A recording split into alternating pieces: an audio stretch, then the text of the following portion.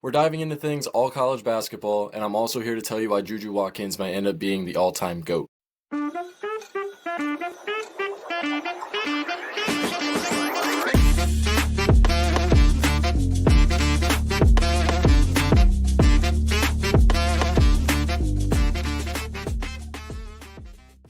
Welcome back to Life in the Stands. We have Jake and Zach on the podcast today.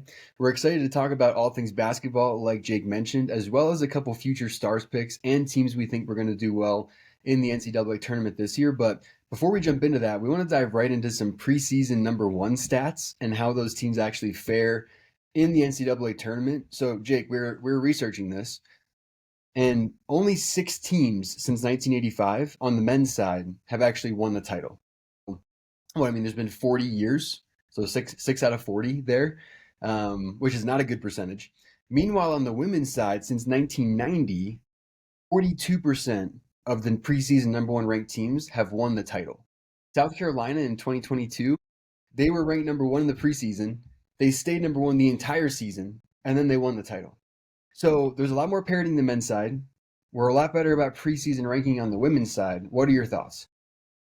General thoughts. My first question is how much of that percentage on the women's side was carried by the UConn years where they never lost, right? Because they were definitely, because they were definitely preseason number ones for many years, at least 5+ years for UConn. Just UConn alone. Now, I think there's going to be more parity with both sides in general with the NIL deals and that kind of thing. So you will see the women's side start to drop in that percentage. However, it is still kind of interesting to look at how dominant, almost how like the top teams in women's basketball dominate, whereas it seems like the top of the top for the men's drop off, especially in the Final Four. Yeah, so that brings me to the next stat I wanted to bring up. I'm glad you got right to there. And what you said also about UConn and Tennessee there for a little bit is true, I think, on the women's side. Like there's dynasties there in women's college basketball that you have to take into account. But on the men's side, half of all preseason number one ranked teams make the Final Four. So, 42% of women's teams since 1990 are winning it all. Half of all the men's teams are making the Final Four. That means they have a shot, but they're just not getting it done. So I think it does suggest that once you get to the best couple of teams in the country, you get to that Final Four, the chances of a men's team losing, even though they're preseason number one, is much higher than that women's team, who might be far and above, better than what their competition is at that state. And it's crazy because I wonder now, like thinking back on it, right? Like you have your number ones and number twos seeding wise for March Madness, especially for the women's side, who end up matching up against each other, especially in the Final Four. Mm-hmm. It's always a lot of ones and twos, or at least it used to be, especially when we were growing up with the UConns and the Tennessees. Whereas you get almost like the men's side of things where we had our Florida Gulf Coast run, we had a Michigan run where they weren't a top 4 seed. Like we had random runs. There's always an 11 seed. There's always a 15 seed. It's always a 13. There's just an absolute disruption of everything in the men's side of the tournament. Like one seed started to drop recently. Right. I believe the first one seed to drop was probably, 3-4 years ago now? Is that Virginia? I think it was Virginia, yeah. Virginia, yeah. And they came back and won it all the next year, right? I'm pretty sure that was the Virginia story. They lost the comeback story, Yeah, they whatever. lost to the 16 seed, then they would come back and win the championship. But even that story in and of itself, I think, shows the kind of parity that exists in men's college basketball. And I think women's college basketball is getting there. We've seen a lot of stars now head into the league. Obviously, the Caitlin Clark, Angel Reese drama. You still have a lot of stars in women's college basketball, and we'll get into a couple of them later in the episode. But before we jump into the individual players that we think are going to be really fantastic in the future, some future stars to watch, let's go into teams on the men's side that we think are going to do well down the stretch. Yeah, time for me to be a homer because I chose Michigan to be a sleeper team down the stretch. Of course. Of course. But here's the deal. Not a bad.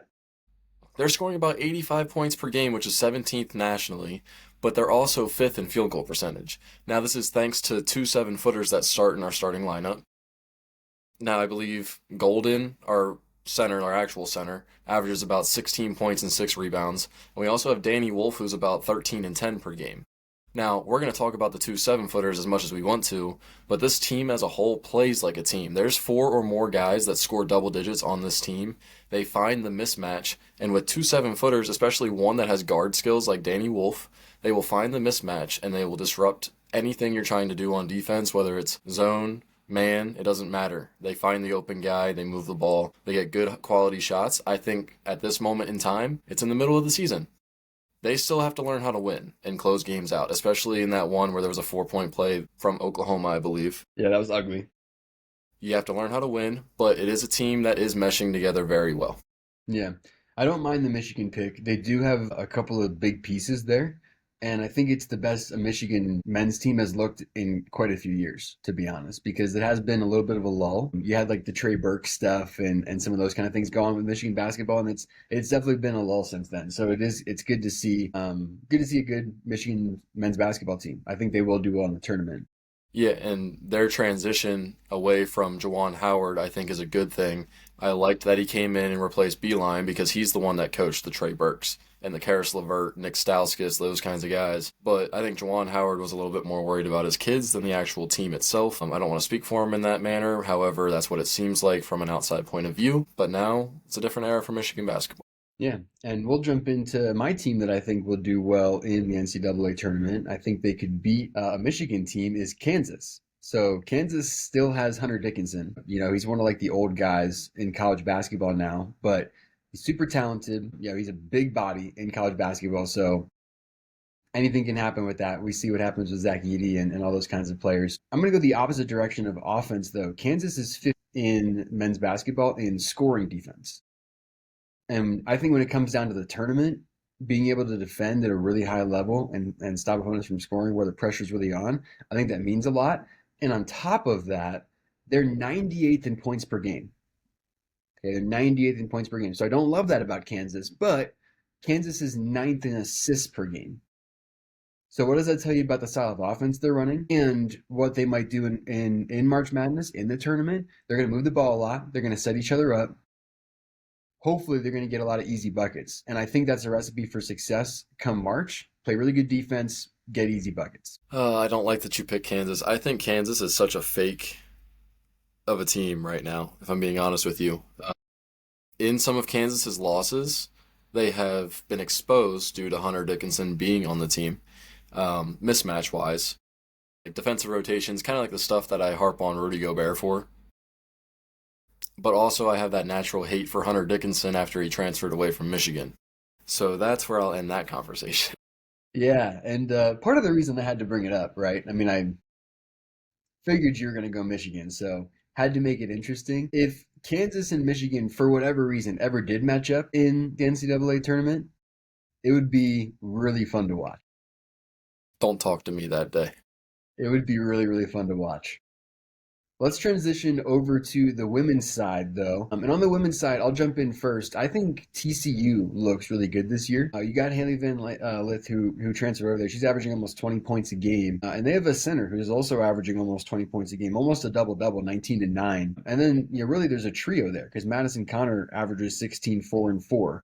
It's good defensively. That center, Prince, is also a rim protector. She averages almost 4 blocks a game. In women's college basketball, that's near the top. And they have the 22nd best defense in the nation anchored by that center. So I think TCU is poised with a lot of different pieces, good depth to make a run this year. See, I like that pick. I'm going to talk about something that a lot of people don't really think about as often. Hailey Van Lith was not in her natural role at Louisville. She's used to being a point guard, not being an off-the-ball player and only used for defense. I thought she wasn't used properly last year, so I'm glad she transferred and found the proper role for herself. She will be a top pick, if maybe not top 5, maybe top 10 for WNBA, I believe, this year. Mm-hmm. She deserves the respect. It's nice to know that she has a supporting cast around her as well, and I think that team could upset maybe not USC, because that's who I'm going with. So obviously, JuJu Watkins is on that team. However, as a whole, they ranked 9th in points scored per game. Now, here's the catch, right? They have a top offense, but they're winning by a margin of almost 29 points a game. So they are blowing the doors off of teams. It's a lot of points. It is a lot of points. Now, we'll get into JuJu Watkins in a little bit, but as a whole, having firepower on offense in this era of any kind of basketball, men's or women's, I think, especially with star power, can carry you through a tournament. And I actually have USC winning it all this year, pending health. Those are good points, and I do think JuJu Watkins is the truth. Let me ask you this. I understand. So I think that's the argument that I make for TCU over a team like USC is that I think in the pro leagues, in the WNBA and the NBA, stars carry you. And as long as you can keep like 7 guys healthy with like 2 superstars or like 3 stars, superstars, like you can do that in the NBA. I think in the college game, I think you need depth. I think you need a lot of different pieces because with kids in college, you don't really know who, like, you have your best players, but you don't really know who's going to show up in those like 3 to 7 slots on any given day. So if you can have 11 people you can play, I think that's a real advantage in the tournament where you might have off days with some of those players. I hear you. I don't think Iowa scored 84 points a game either. So that's my rebuttal on that one. Juju scores 25 out of the 84, so she is getting help. That's what I'll say. I think Caitlin Clark didn't have enough help with her, in my opinion. They also slowed the game down. USC likes to run a little bit. Right. So that's just my opinion. Well, however what? However what? No. I think the depth doesn't always matter as much as you just said it does. We will find out, won't we? That's the beautiful thing about sports. Let's stay in women's and jump into the individual players. And let's just let you keep talking about Juju. Because in the beginning of this episode, you told people that you think she's going to be the GOAT. So I'm going to give you some seconds, an undisclosed amount of seconds to explain yourself. No, you're giving me at least 2 minutes. Because here's where I get pissed off. JuJu Watkins might actually break Caitlin Clark's scoring record in college basketball, and she's not nearly getting the amount of attention that Caitlin Clark did last year, or even the year before. So I think social media and media in general needs to get on that a little bit more. And JuJu Watkins has multiple levels to her game, whether it's just off the dribble. I'm more impressed with her off the dribble ability, as well as the way she's been able to expand her 3-point game, which she wasn't previously known for last year. I believe she's about 35% on the 3-ball this year. And a lot of this is off the dribble. She's not exactly a catch and shoot kind of player. So her ability to come off a ball screen, pull up midi, drive, create for others. Now her assist numbers don't really show that, but the amount of attention that she draws as a player, I think, helps a team anyway. Whether she's like the pass to assist, so bang, bang, swing the ball, like she's the one creating the first rotation, right? Now here's the other part that Caitlin Clark doesn't have. JuJu Watkins plays defense. She took it upon herself when she played UConn earlier this year to go guard Paige Beckers, and she was giving her fits for a long time. And she averages 2.5 steals a game as a guard, so she's spending energy on both sides of the ball, not just the offensive side, like Caitlin Clark. Yeah, those are all good arguments. It does bring up the next player that I'd like to talk about though too, in Paige Beckers, who did have a rough game against JuJu Watkins, but a rough game for her was still 22 points on 9 of 22 shooting, which honestly, if you compare that to some of Caitlin Clark's games, is great shooting.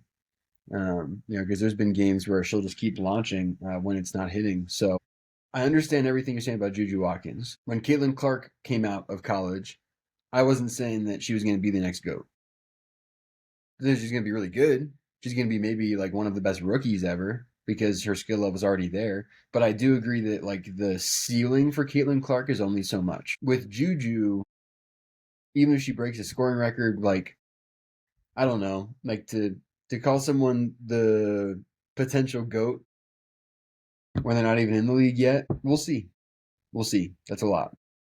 I know it's a lot, but at the same time, if you have a two-way player in college, I'm gonna glaze a little bit here. What do you have to work on as much in the pros then when you're already a two-way player? Now you're working on your pull-up middies, you're working on your step backs, you're working on your catch and shoot 3-pointers, you're working on your pull-up 3-pointers, you're working on the inside game. Like, she has all of that. Like, obviously you can perfect it a little bit more, but she has all of that on top of the defense she already plays.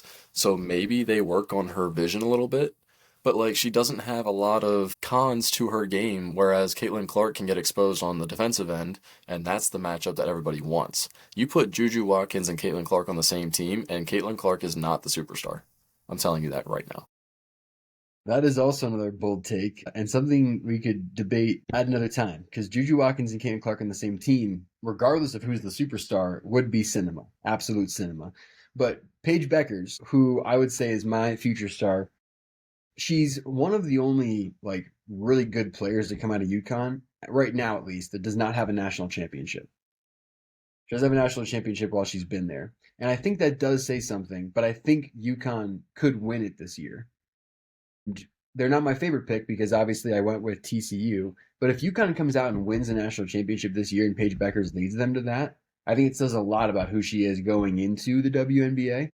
And she's been a career like 20-point per game scorer in college, like a career 40% from three kind of person. She's just a super efficient, know exactly what you're getting every single night kind of player. And I think that kind of consistency in college translates really, really well. I like your point on the consistency because you know what you're getting, but I also don't think there's a high ceiling for her either. So like if I see her in the WNBA, she could be an all-star. I'm not saying she won't be, but I think she's only a number 2 superstar on a team, which is fine. That's definitely fine. You put her next to Caitlin Clark because the Fever are going to have a decent pick this year, let's be real. Mm-hmm. Like if you put Beckers side by side with Caitlin Clark, maybe you have a top 2 team in the league, maybe. But the only concern I have for her, especially if you're talking about future stars, is her health because she has missed time in college because of her health. Right. I think Paige Beckers could give you a good 4 to 6 years of her prime and then become a role player later on because she is very smart. Like she knows how to play the game. She's very reliable. That plays into your consistency point. Then to back off on what you said about her not winning a national title, doesn't have a great supporting cast. She's basically the only shot creator on that offense. They do have a forward on that team that helps her out a little bit, but also not as consistent. Mm-hmm. And that also plays into what I said earlier about how UConn used to dominate. So of course she's going to be one of the only ones that isn't Maya Moore, Brianna Stewart, all those girls to, ever win. Yeah. Definitely. Let's move into the men's side here, though. Let's have you talk first about who you believe is going to be a future star on the men's side, and then I'll kind of wrap up the episode with the one everybody's thinking about.